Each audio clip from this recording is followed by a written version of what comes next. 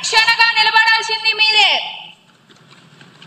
ప్రతిపక్షం గొంతుకును మీరు కాపాడుతారని ఆశిస్తున్నాం అధ్యక్ష. ధన్యవాదములు అధ్యక్ష.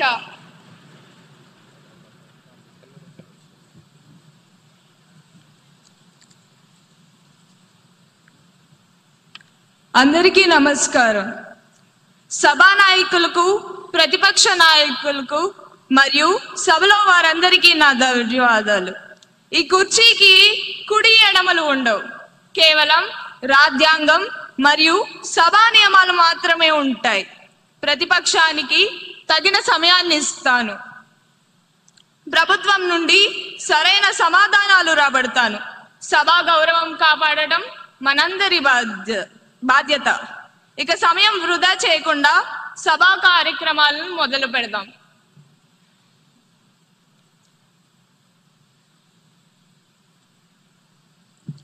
ఇప్పుడు క్వశ్చన్ అవర్ ప్రారంభం అవుతుంది. 241101 క్వశ్చన్ పై గౌరవ వ్యవసాయ శాఖ మంత్రి గారిని స్పందించవలసిందిగా కోరుతున్నాను. అధ్యక్ష, గౌరవ సభ్యులు అడిగిన మొదటి ప్రశ్న, ఈ సంవత్సరం ప్రభుత్వం ఎంతమంది రైతులకు విత్తనాలు మరియు ఎరువులు అందించింది అధ్యక్ష? దీనికి నా జవాబు అధ్యక్ష, 12 లక్షల మందికి. రెండో ప్రశ్న అధ్యక్ష, ఇటీవల వర్షాలు, తుఫానుల వల్ల పంటలు దెబ్బతిన్న ఎన్ని ఎకరాలకు ప్రభుత్వం నష్టపరిహారం ఇచ్చింది అధ్యక్ష? దీనికి సమాధానం అధ్యక్ష, 3.5 లక్షల ఎకరాలకు. మూడో ప్రశ్న అధ్యక్ష, రైతులకు సహాయం చేసేందుకు ప్రభుత్వం ప్రారంభించిన కొత్త రైతు కేంద్రాలు ఎన్ని?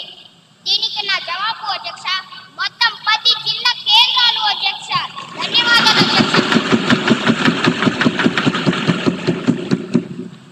గౌరవ ఎమ్మెల్యే శ్రీ వేణుమాధవ్ గారిని సప్లిమెంటరీ క్వశ్చన్ అడగడానికి అనుమతిస్తున్నాను.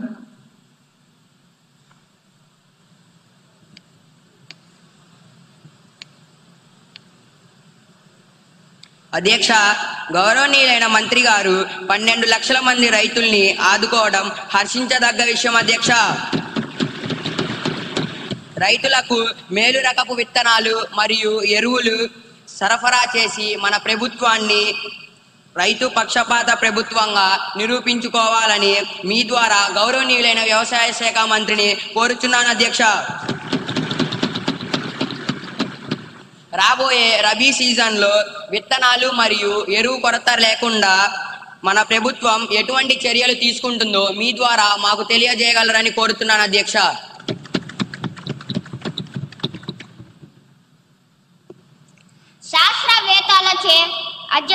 శాస్త్రవేత్తలచే పరీక్షించబడిన నాణ్యమైన విత్తనాలనే మనం సరఫరా చేస్తున్నాం అధ్యక్ష. 3 నెలల పంట కాలం తరువాత మేము చెప్పే దిగుబడి లెక్కలే మాట్లాడతాయి అధ్యక్ష. విత్తనాలను సకాలంలోనే సరఫరా చేస్తున్నాము అధ్యక్ష. మనది రైతు ప్రభుత్వం అధ్యక్ష. అన్ని రైతులే చెప్తున్నారు అధ్యక్ష. రైతులే రాజు కదా అధ్యక్ష.